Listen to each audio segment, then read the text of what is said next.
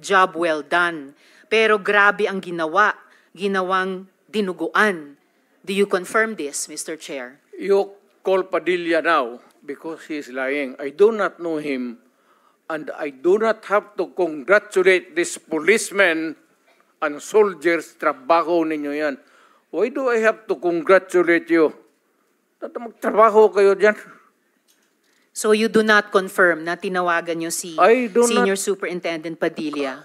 I only congratulate people with who itong mga police na graduate with honors kasi nagtuturo ako sa Police Academy. May congratulatory message ako. Pero congratulate ako ng ano.